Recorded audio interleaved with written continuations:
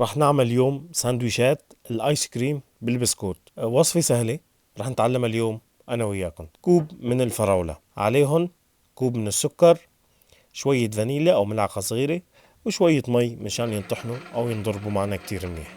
وبعد ما نضربن رح ننزل بكوب من كريمة الخفق أو كريمة الحلويات، يعني شوي شوي مشان تمسك معنا، وست ملاعق من الكريم شانتي أو الكريمة البودرة. بعد ما نضربن هيك بيكون الخليط معنا ممتاز. رح نجيب صينية ونحط عليها بسكوت سادة، اللي هو البسكوت العادي الموجود، بسكوت الشاي اسمه. نصفهم بالصينية ونحط عليهم الخليط ونظبطهم بالملعقة.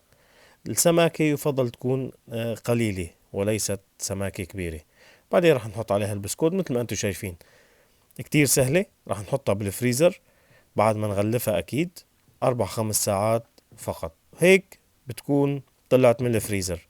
سكينة يفضل تكون بمي سخنة، السكينة مشان نعرف نقطع الآيس كريم كتير منيح. راح نقطعهم لمستطيلات صغيرة مثل ما انتم شايفين.